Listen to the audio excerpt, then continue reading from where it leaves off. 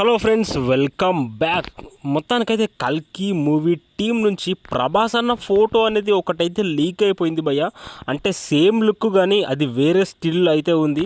ఒక్కసారి ఇదైతే చూడండి భయ్య. అసలు అంత పెద్ద లాంగ్ హెయిర్తో మన ప్రభాస్ అన్న అసలు ఏదో ఫైట్ సీన్ నుంచి అనుకుంటా సో కోపంగానైతే చూస్తున్నాడు భయ్య. అంత పెద్ద లాంగ్ హెయిర్తో మన ప్రభాస్ అన్న అంతటి భారీ కట్అవుట్ లాంగ్ హెయిర్ ఇక ఫైట్స్ చేస్తూ ఉంటే జంప్ చేసుకుంటూ ఫైట్ చేస్తూ ఉంటే ఎలా ఉంటుంది భయ్య. నిజంగా ఊహించుకుంటేనే పూనకాలు అయితే వస్తున్నాయి.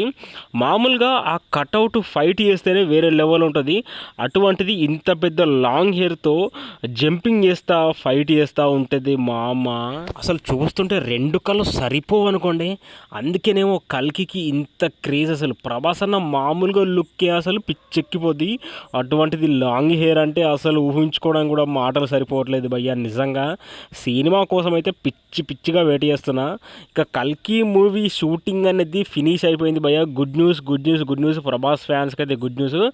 కల్కి మూవీ షూటింగ్ అనేది మొత్తం కంప్లీట్గా 100% ఫినిష్ అయిపోయింది.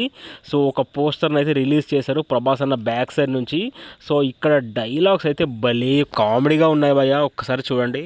మన నాగార్జున అంటున్నాడు nice but one last take అని అంటున్నాడు. ఇక మన ప్రభాస్ అన్న నా యాల్ది కత్తందుకు జానకి అని అంటున్నాడు. సో ప్రభాస్ అన్న వెనకాల షర్టు వెనకాల అయితే ఈ విధంగానైతే రాస్తుంది భయ్య. సో దీన్ని బట్టి చేస్తుంది ఎంత కామెడీ. అసలు మన నాగార్జున మన ప్రభాస్ అన్నతో ఎంత కామెడీగా ఉంటాడు.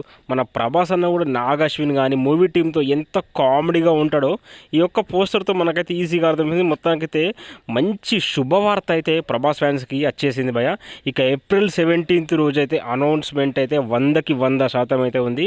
ఇది 100% కన్ఫర్మ్డ్ భయ్య. ఓకే, నిన్నైతే ఒక వీడియో చేశాను కదా కల్కి మూవీ షూటింగ్ ఇంకా ఫినిష్ అవ్వలేదు అది ఇది అని.